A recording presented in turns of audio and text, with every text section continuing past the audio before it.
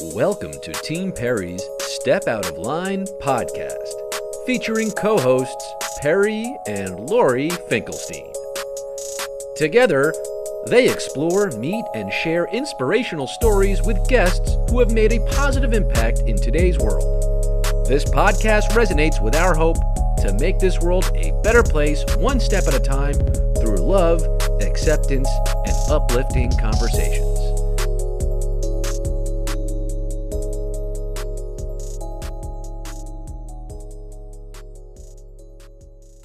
Ooh, how have I stepped out of line? My career has kind of felt unconventional in the sense that I was going down a pretty typical career path. I studied finance and accounting in college and then was working on Wall Street. And the first step out of line was deciding that after my investment banking analyst program, I was going to become a campus recruiter. And from there, I think I recognized the ability to be agile in terms of what you do, which is something we've learned as disabled people as well. So I look at my jungle gym of a career, and in many ways, I feel grateful. Today, I'm a full-time disability advocate, but the journey here felt like a lot of stepping out of line of things that were unconventional or people didn't really expect. I went to Georgetown in Washington, D.C. I grew up 20 minutes outside of Georgetown in Maryland. We were just in Bethesda, Maryland. Oh, nice. That's where I grew up. I grew up in Bethesda. My parents are immigrants. My dad is from Taiwan. My mom is a refugee from the Vietnam War. And I feel like my dad had the foresight that Bethesda was going to become what it is. I was in public school all up until I went to college, and it was really quality public education. And so I have a lot of pride growing up in Bethesda. I'm interested in how you did make the leap from Wall Street to disability advocate. Did you always have a burning desire to try to fix the broken society that we're in? I became disabled when I was 9, so I was involved in a car accident. My dad was driving. He unfortunately passed away, and I permanently paralyzed one of my arms, shattered a couple bones in one of my legs. So I was a temporary wheelchair user for about 4 months. But those bones healed after, this rehabilitation process or period. And much later, I'd be diagnosed with PTSD or post-traumatic stress disorder, which is a type of mental health disability. But I didn't really have consciousness around identifying as disabled or being a disability advocate until my senior year of college. And interestingly enough, when I was doing my summer internship, I did my summer internship at Goldman Sachs. I got introduced to all of these communities that they had for employees who had underrepresented backgrounds. So I got introduced to their women's group. They had one for Asian employees, and they also had one for disabled employees. And allies were welcome, in all of these groups as well. But here I was at, my dream job in some ways, or at the time, getting introduced to my first disability community. And I will say that I see myself as a community builder first and a disability advocate second, because I think I just understood the importance of not feeling alone and isolated in your experience over anger and wanting to change things and make them better. So I came back from that summer internship, and I said, at the time, Georgetown didn't really have a disability student club. And I said, I was just part of this amazing community at Goldman. I feel like every single place needs something like this so that we can find the disabled people who are there and they can be in community. So I started Georgetown's first ever disability student club. And I think that was the beginning of my journey as exploring the areas that I felt passionate to advocate for. So I'm really passionate about two things, and they're kind of tied with each other. But one is about closing the disability employment gap. And the second is what I call disability-centered economic justice. There's research out there that shows that not only do disabled people make less, it costs us more to live.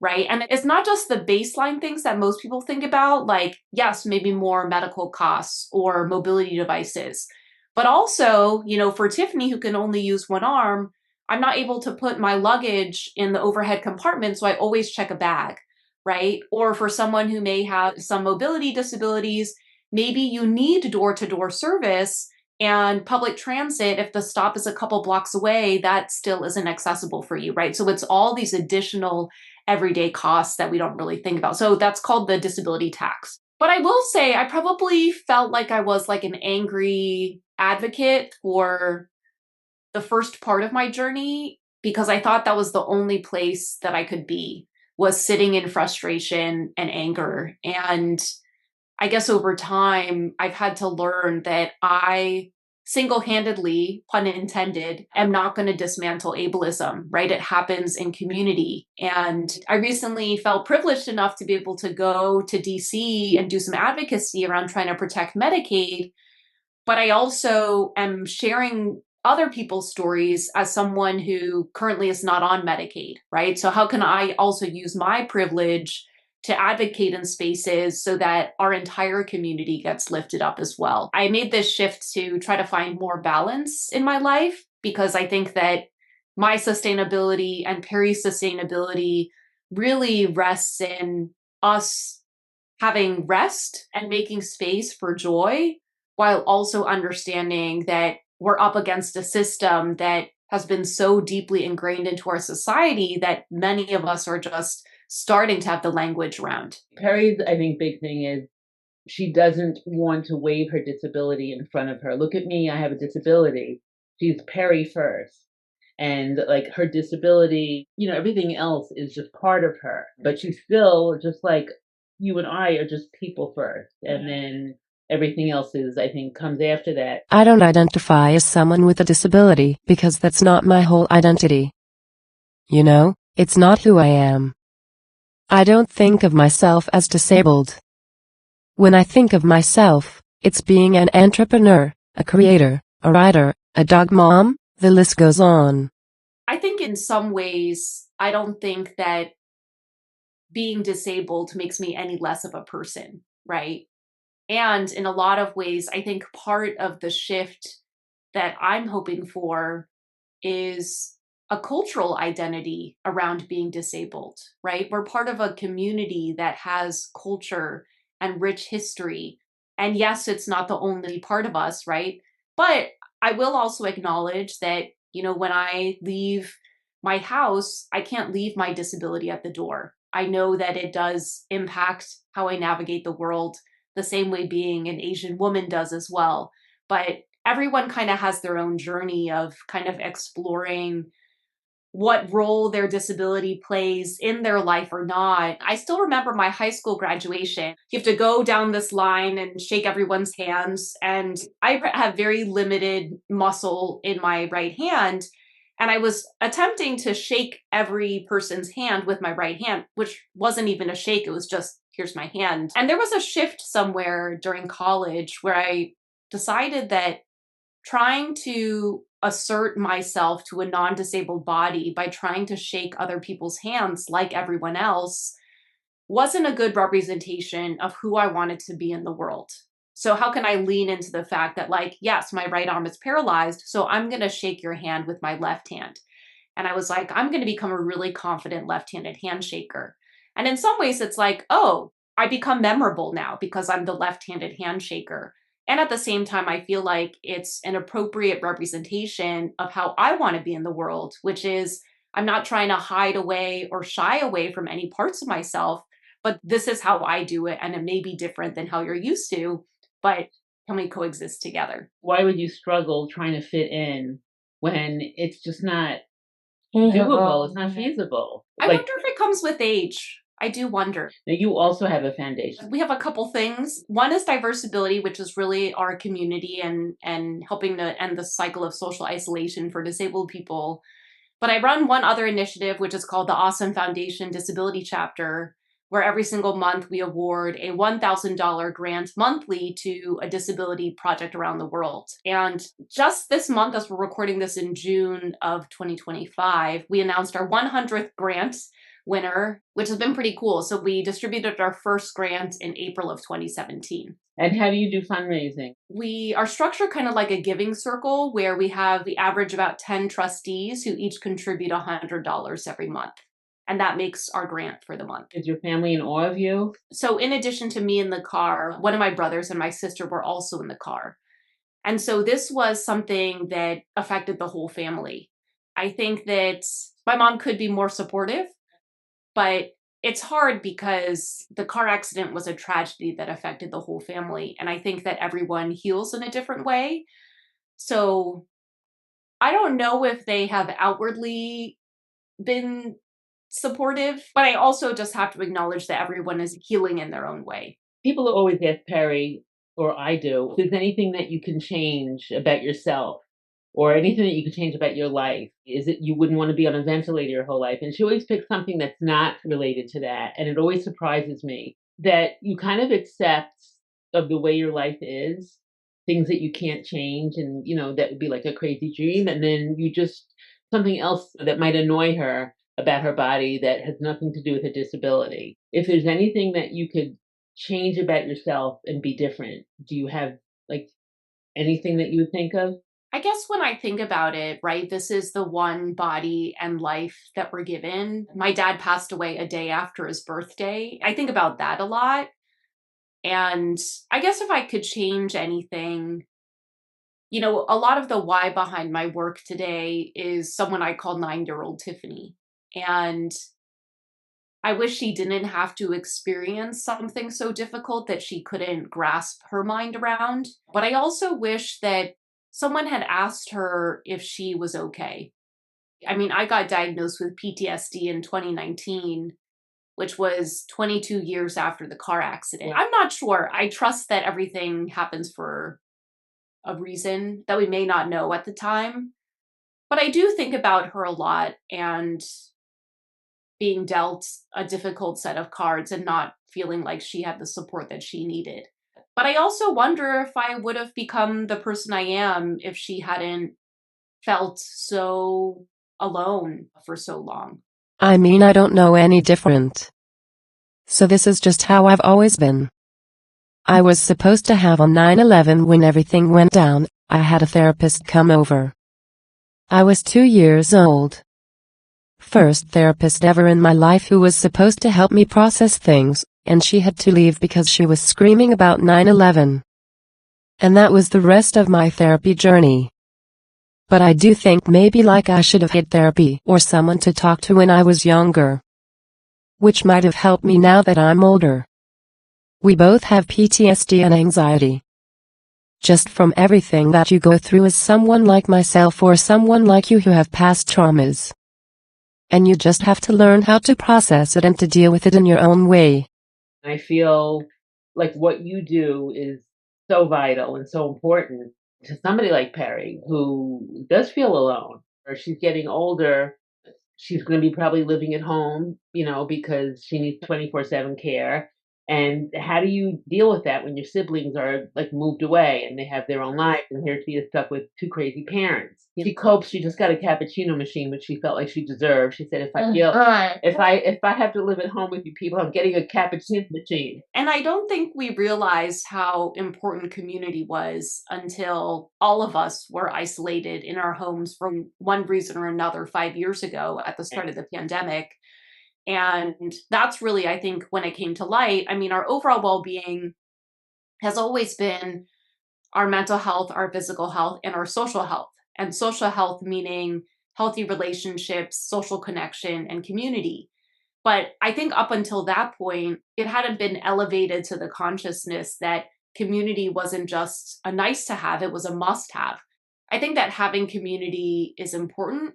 It won't solve all of your problems. I sometimes will share this story of climbing Mount Kilimanjaro in February of 2020. Probably one of the hardest things that I've done in my adult life. And there I was, and I was so grateful for the group that I was in because it was difficult for all of us in one way or another.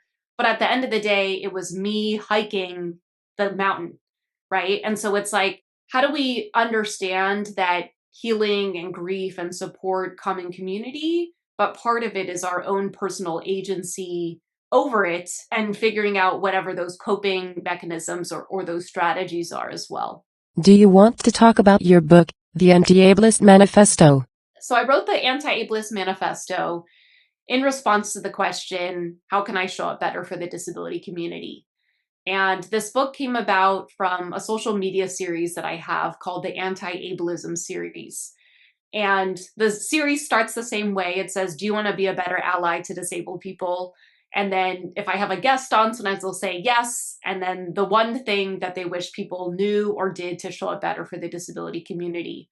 I started that social media series in December of 2020. And a couple months after that, I had like a literary agent asking if I had thought about writing a book.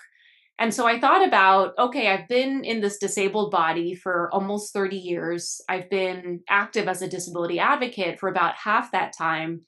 How can I incorporate kind of not only my experiences, but also our community's experiences to help color, what it would actually look like if disability inclusion were more embedded within our society. So the book follows a framework called Me, We, Us. This is a social impact framework I learned about 10 years ago about how we can create transformative change. So part one is anti-ableism and me. What do I need to know about disability and ableism and anti-ableism? Part one is a lot about like language, maybe even like the power of social media and our algorithms and adding more disabled voices to our feeds. And then part two is anti-ableism. The we part is what do we need to know in relationship with each other? What are some common microaggressions that might happen? The number one microaggression to me is the assumptions that people make about what they think we can or can't do and how to interrupt them. And then the us, which is, what do we as a society or even as companies or organizations need to know about disability and ableism?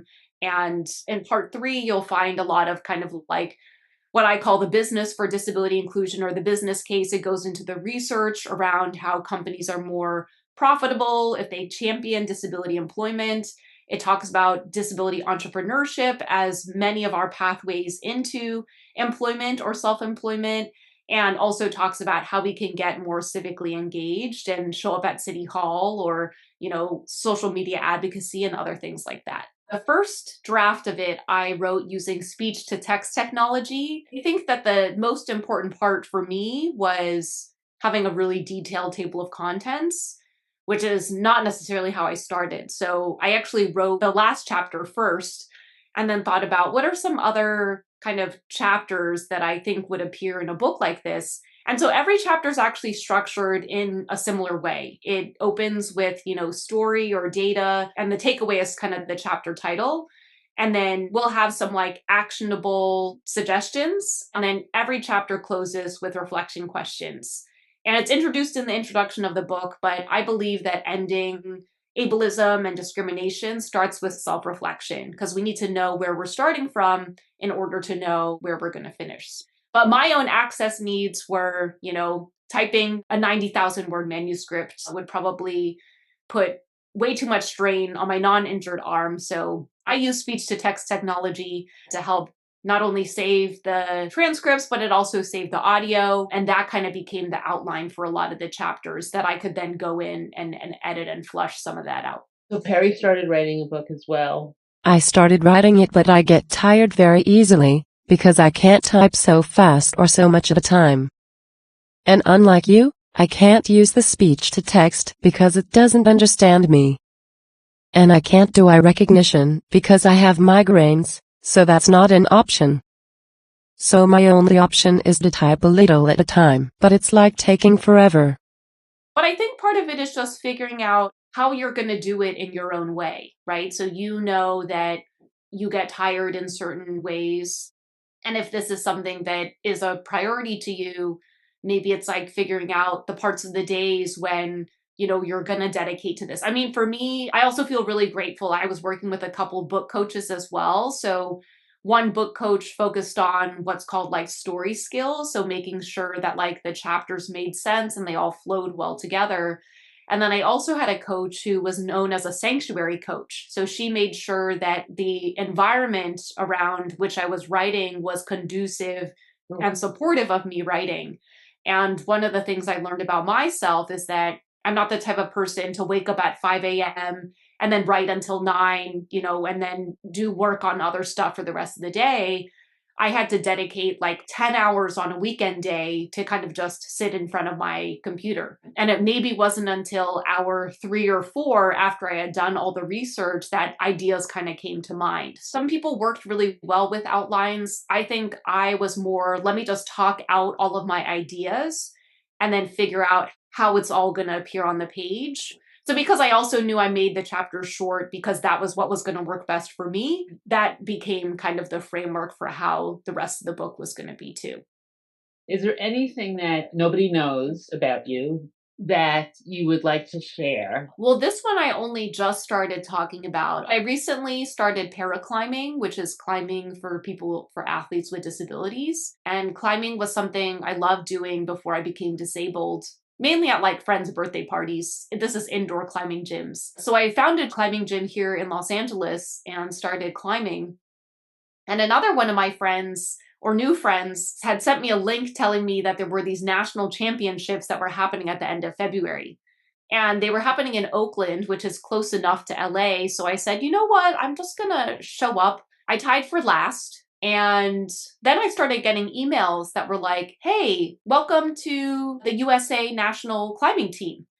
And I responded to the email. I said, hey, am I supposed to get these emails? And they said, oh, the top 10 make it onto the team. I'm 7. I was like, oh, okay, I guess I'm on the team then. After you make it on the team, you then get to potentially compete in international competitions. They're called World Cups. They let the top 5 on the team go. So I didn't make the cutoff for the first international competition, but this next one, as we're recording this in June, I'm getting ready to actually go to my first international competition because 2 of the top 5 weren't able to make it. So now I made the cutoff. I just got my Team USA jersey, which is pretty cool. But I will say I am the only one-armed climber on the team, and I am learning how much you would benefit from being able to use 2 arms in any capacity as you're hanging on the wall. But for me, it's fun. It's a way that I'm kind of connecting with that 9-year-old Tiffany. I feel like I'm trying to become a better climber for me.